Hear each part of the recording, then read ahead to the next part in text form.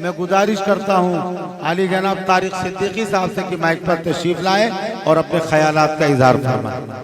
السلام علیکم۔ تعلیمی بیداری کانفرنس کا یہ 12واں اجلاس ہے۔ اس کو منعقد کرنے کے لیے بھائی حافظ سید وسیع اور ان کے جو رفقا ہیں بلال صاحب اور سارے لوگوں کو بہت بہت مبارکباد۔ اسٹیج پہ مولانا حسنی صاحب موجود ہیں، سارے کفیل اشرف صاحب ہیں، مصطفیٰ ندوی صاحب ہیں، ابھی راشد صاحب کو ہم لوگ سن رہے تھے، بہت سارے لوگ یہاں پہ موجود ہیں۔ میں ان کی سب کی شمولیت کرتا ہوا میں یہ صرف اتنا کہنا چاہتا ہوں کہ ہم سے پہلے جتنے مقررین نے آپ کے سامنے اپنی بات رکھی ہے،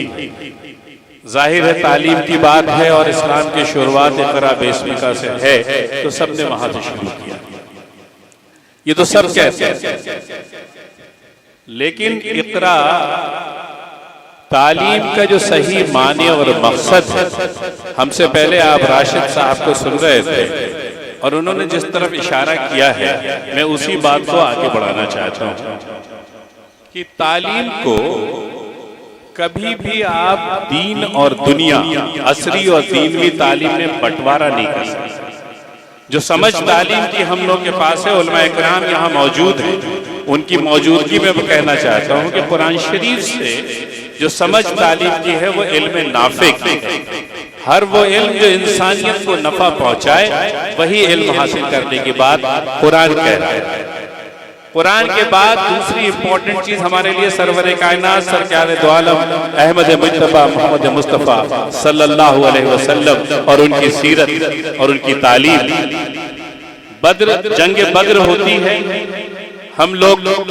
وہاں پہ فاتح ہوتے ہیں،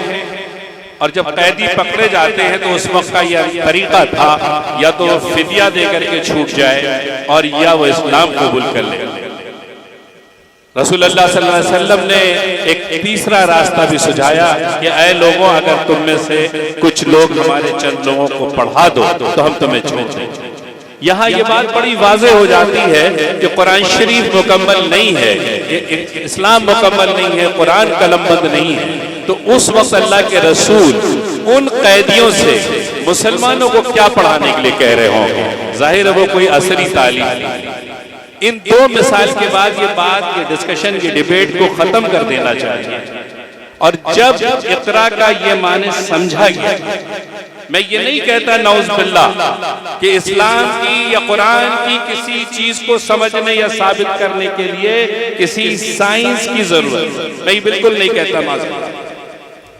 لیکن جب سائنس کی ایجاد آگے بڑھتی چلی گئی اور لوگوں کو سائنس سمجھ میں آئی، تو اسلام کے وہ تمام اشارے جو قرآن شریف سے ہم لوگوں کو ملے اور اس وقت سمجھ میں نہیں آتا تھا، سائنس پڑھنے کے بعد وہ بات لاجیکلی ہمارے سمجھ میں بھی آنی شروع ہو گئی۔ تو سائنس کے سمجھنے سے اسلام کا سمجھنا آسان ہو گیا، اسلام کو ثابت کرنے کی کوئی ضرورت نہیں۔ وقت کم ہے، باتیں بہت ہو سکتی ہیں، میں ایک بڑی گتھی سلجھانے کی کوشش کرتا ہوں۔ معراج شریف کا واقعہ ہے، سرور کائنات سفر کر رہے ہیں اور سارا سفر کر کے وہ سدرۃ المنتہا پہ پہنچتے ہیں اور وہاں سے لوٹ کے آتے ہیں۔ 2700 سال کا سفر ہو سکتا ہے، لیکن کنڈی ہل رہی ہے، بستر گرم، اشارہ یہ ہو رہا ہے، سمجھ یہ آ رہی ہے وقت ٹھہر گیا۔ اب یہ بات ایک مسلمان ہونے کے ناطے بچپن سے ہم لوگ سنتے چلے آئے اور یقین کرتے چلے آئے، اور یقین کرنا ہی ہمارا ایمان تھا کہ رسول اللہ کی بات ہو رہی ہے۔ لیکن ایک سائنس کا اسٹوڈنٹ، ایک لاجیکل برین کا آدمی یہ بات ماننے کو تیار نہیں ہے۔ اتنا لمبا سفر ہو رہا ہے اور وہ سفر کرنے کے بعد کنڈی ہل رہی ہے اور بستر گرم۔ میں یہ سمجھانا چاہتا ہوں، اسلام کے اس مارکے اور اس واقعے کے 1300 سال بعد دنیا کا سب سے بڑا scientist Albert Einstein theory of relativity دیتا ہے، فزکس کا وہ سائنٹسٹ ہے، 1900 میں تھیوری آف ریلیٹیوٹی دیتا ہے۔ تھیوری آف ریلیٹیوٹی بڑی موٹی کتاب ہے جس کا جز صرف اتنا ہے کہ اگر کسی چیز کی روشنی کسی چیز کی رفتار سورج کی رفتار کے برابر یا اس سے تیز ہو جائے گی، اس چیز کے ذریعے چلی گئی دوری، لیا گیا وقت، گین کیا گیا وزن، تین کے تینوں چیزیں کانسٹنٹ ہو جاتی ہیں، ٹھہر جاتی ہیں۔ اب وہ دنیا کا مالک، وہ خالق، وہ رازق، وہ جو سورج کی روشنی کو 3 لاکھ کلومیٹر پر سیکنڈ کی سپیڈ سے چلا رہا ہے، وہی دنیا کا مالک فرشتوں کا بھی خالق ہے۔ اور فرشتوں کے بارے میں کہا جاتا ہے کہ پلک جھپکتے وہ آسمان سے زمین میں آتے ہیں، گویا ان کی بھی رفتار سورج کی روشنی کی رفتار کے برابر یا اس سے زیادہ ہے۔ اور آپ صلی اللہ علیہ وسلم کا سفر حضرت جبرائیل کے ساتھ ہو رہا ہے، فرشتے ہیں تو ان کی بھی رفتار سورج کی روشنی یا اس سے زیادہ کی رفتار ہوگی۔ جب اس رفتار سے سفر ہو رہا ہے تو البرٹ آئنسٹائن کی تھیوری آف ریلیٹیوٹی یہ ثابت کرتی ہے کہ جب اس رفتار کا سفر ہوتا ہے تو سفر میں لیا گیا وقت، سفر میں گین کیا گیا وزن اور سفر میں طے کی گئی دوری سب کے سب ٹھہر جاتی ہے انسانیت۔ معراج شریف سے زیادہ کمپلیکس معاملہ میں نے اسلام کے تمام معاملات میں ابھی تک نہیں سمجھا۔ اس کو بھی سائنس پروو کرنے میں 1300 سال لیتی ہے، اور جب تک قیامت تک جتنی چیزیں قرآن شریف کی طرف اشارہ ہے وہ دھیرے دھیرے جیسی سائنس کا پروان چڑھے گی یا جدیدی علوم آتا جائے گا، قرآن کے وہ تمام اشارے جو سمجھ میں لوگوں کو نہیں آئے ہیں وہ انسانی دنیا کو سمجھ میں آتا جائے گا اور دھیرے دھیرے چیزیں کھلتی چلی جائیں گی۔ اس لیے بہت ضروری ہے جو راشد صاحب نے فرمایا، ہمارے جتنے بھی مکاتب اور مدارس ہیں اس میں کہیں نہ کہیں یہ نظم ہونا چاہیے۔ میں کیونکہ آج بہت امپورٹنٹ لوگ یہاں موجود ہیں جو یہ بدلاؤ لا سکتے ہیں، ان کی موجودگی میں یہ بات بڑی ذمہ داری کے ساتھ کہہ رہا ہوں کہ جو دنیاوی ادارے ہیں اس میں دین کو انٹر کرنا چاہیے اور جو دینی ادارے ہیں اس میں دنیا کو بھی انٹر کرنا چاہیے، سو دیٹ دونوں ٹیمپرامنٹ کی جب سمجھ ہوگی تو قرآن شریف کی اور اسلام کی صحیح سمجھ ہمارے اندر آئے۔ میرے عزیز ساتھیوں، جب علم کا اور اقرا کا یہ مطلب ہم نے جب تک سمجھا تب تک دنیا کو اسکول کا پڑھائی کا نظام دینے والی سب سے پہلی قوم مسلمان تھی، مدرسے کی شکل۔ اس سے پہلے کوئی منظم ایجوکیشن کا دنیا میں کوئی آج تک کوئی حوالہ نہیں ملتا۔ اور 859 عیسوی میں مرکو میں فیض میں بی بی فاطمہ یونیورسٹی قائم کرتی ہیں، جو آج تک وہ یونیورسٹی چل رہی ہے، وہ دنیا کی پہلی یونیورسٹی، دنیا کی پہلی یونیورسٹی۔ اس وقت کے 600 سال کے جتنے بھی جدید علوم دنیا میں آئے، کوآرڈینیٹ جیومیٹری، ٹیگنامنٹری، الجبرا، کیمسٹری، جتنے بھی جدید علوم، آپٹکس، آپ نام لیتے جائیے، سوشل سائنسز، یہ ابن سینا کی میڈیکل سائنس، اناٹمی، جتنی بھی دنیا کے آئے سب کے سب اگر 100% نہیں تو کم سے کم 90% وہ تمام جدید علوم دنیا کو دونے والے مسلمان سائنسدان۔ تو میں یہ کہنا چاہتا ہوں وہ قوم 600 سال کا جو گولڈن پیریڈ ہے ہمارا، جس میں ہم دنیا کو ایجاد کر کے دے رہے ہیں، انسانوں کے لیے ہم ایک کارآمد امت کی شکل میں ہیں، تو دنیا ہمارے پیچھے آتی ہے، ہمارے لبادے کو اڑتی ہے، ہمارے کھانے کو کھاتی ہے، ہمارے مذہب کو سمجھنے کی کوشش کرتی ہے، کیونکہ ہم قائد تھے، ہم ایجاد کر کے دینے والے تھے۔ آج پچھلے 500-600 سال میں ایسا کیا ہو گیا؟ قرآن وہی ہے، رسول اللہ صلی اللہ علیہ وسلم کی احادیث اور اسوۃ الحسنہ وہی ہے،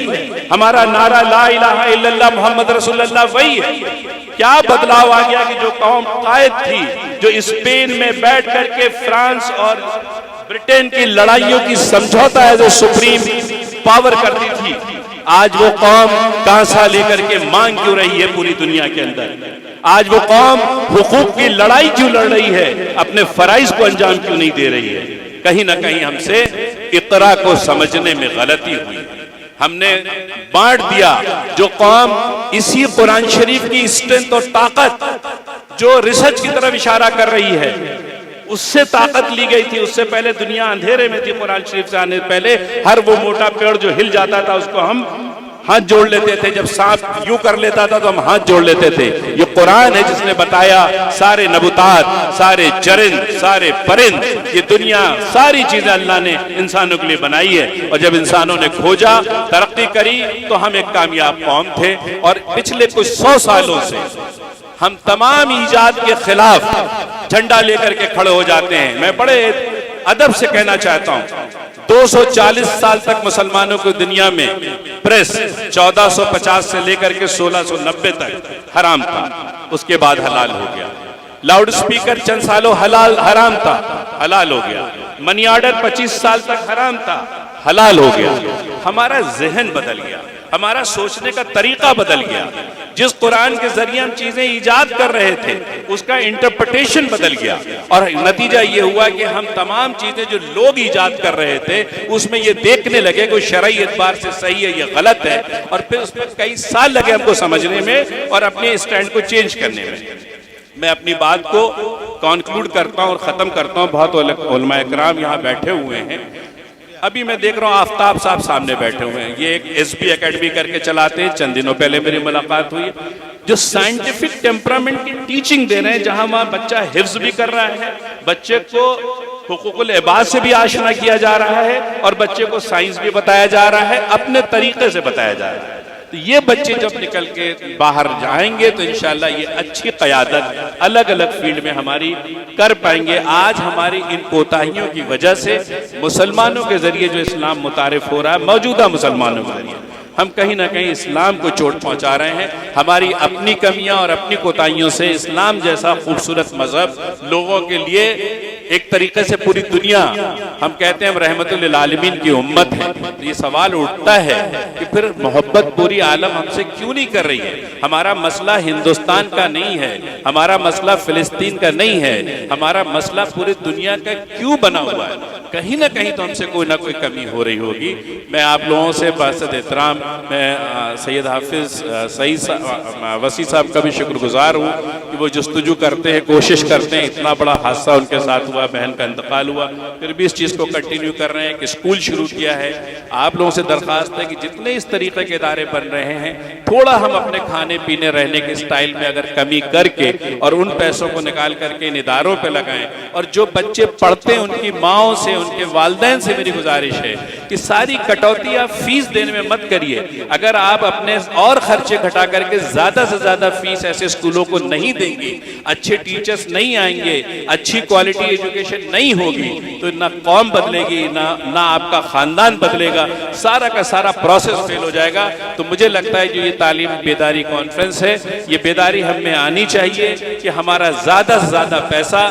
تعلیمی اداروں میں خرچہ ہو۔ کم از کم ہم کوشش کریں کہ اپنے بچوں کی فیس